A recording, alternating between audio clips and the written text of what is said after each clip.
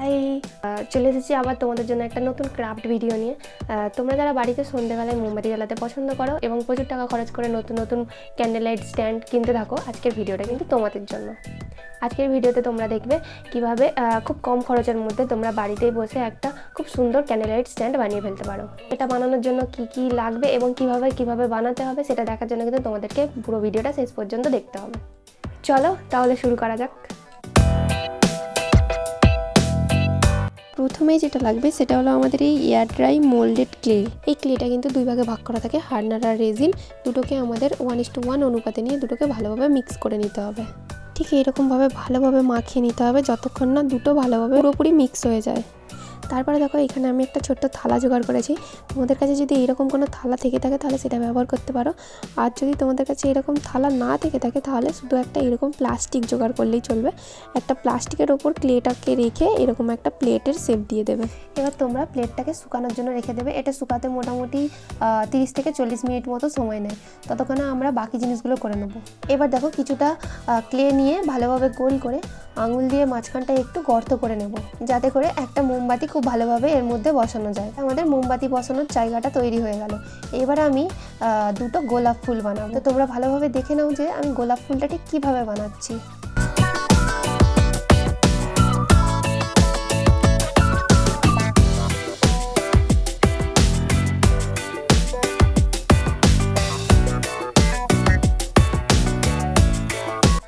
আশা করি তোমরা বুঝতে পেরেছো। ঠিক এইভাবে দুটো গোলাপ ফুল বানিয়ে নিতে হবে এবং বানিয়ে নেওয়ার পরে গোলাপ ফুলের পিছন দিকটা আমি এইভাবে একটু কেটে নিয়েছি, তাতে করে প্লেটের মধ্যে গোলাপ ফুলগুলো বসাতে আমার সুবিধা হবে।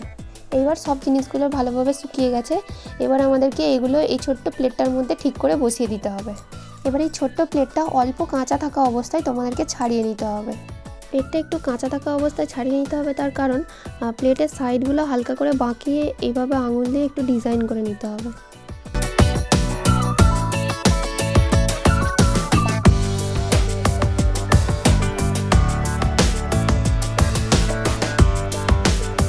প্লেটটা এইভাবে ডিজাইন করার পর তোমাদেরকে এইরকম করে পাতার শেপ দিয়ে গোলাপ ফুলের কয়েকটা পাতা বানিয়ে নিতে হবে। পাতাগুলো বানিয়ে পরপর সুন্দর করে প্লেটের মধ্যে বসিয়ে দিতে হবে। সব পাতাগুলো বসানো হয়ে গেলে এইবারে আমরা বসাবো আমাদের দুটো গোলাপ ফুল। আমি কিন্তু এখানে প্রথমে পাতার ডিটেলিংটা করতে ভুলেই গিয়েছিলাম। তোমরা কিন্তু প্রথমে আগে একটা ছুরি দিয়ে পাতার ডিটেলিংটা করে নিয়ে তারপর কিন্তু গোলাপ ফুলগুলো বসানো।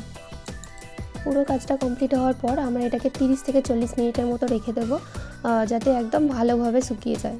এটা পুরোপুরি শুকিয়ে যাওয়ার পর এটাতে রং করার আগে এর উপর জেসোর একটা কোট দিয়ে দেবো, যাতে আমাদের রংটা খুব ভালোভাবে ফোটে। আমি এখানে ব্যবহার করেছি ক্যামেলের আর্টিস্ট জেসো। আর এই জেসোর কোটটা হয়ে গেলে রং করার আগে এটাকে কিন্তু তোমরা 1 ঘন্টার মতো শুকিয়ে নেবে।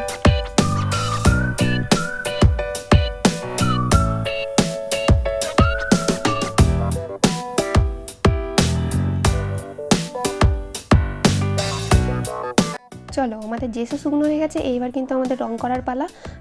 আমি এখানে একটা সুন্দর হালকা আকাশি কালার করছি।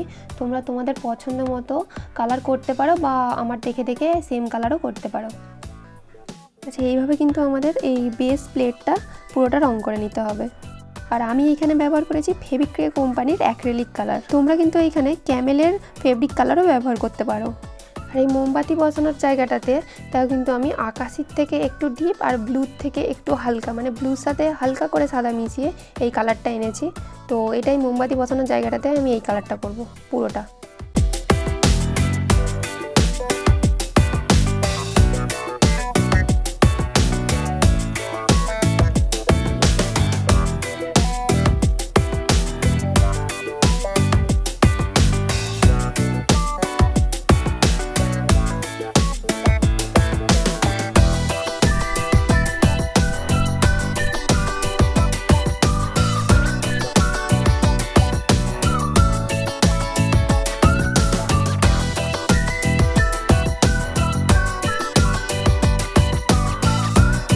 এবার দেখো পাতাগুলোতে যেমন সবুজ কালার হয়, হালকা সবুজ কালার আমি করে নিয়েছি।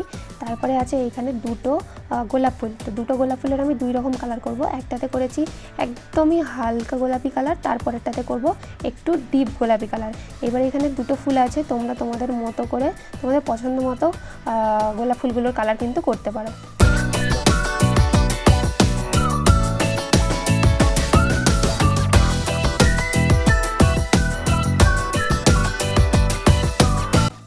এবার দেখো আমাদের রং করা কমপ্লিট হয়ে গেছে। রং করার পরে মোটামুটি 1 ঘন্টার মতো শুকিয়ে নিয়ে কিন্তু এবার আমাদের ভার্নিশ করার পালা। তো আমি এখানে ব্যবহার করছি ডেকরের এই ভার্নিশটা।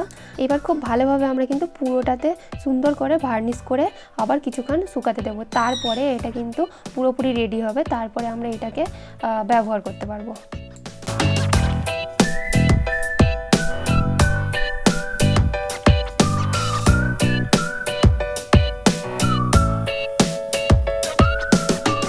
এইবার আমাদের সব প্রসেস শেষ হয়ে গেছে।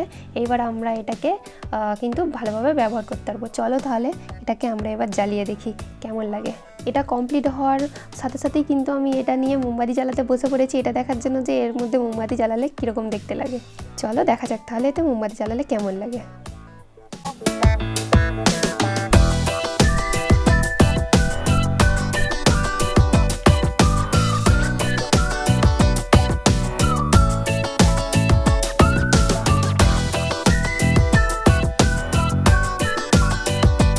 বলো আমার এই কিউট ক্যান্ডেল লাইট স্ট্যান্ডটা তোমাদের কেমন লেগেছে এবং আমার এই ক্রাফট আইডিয়াটা তোমাদের কেমন লেগেছে আমাকে কিন্তু অবশ্যই কমেন্ট করে জানাবে।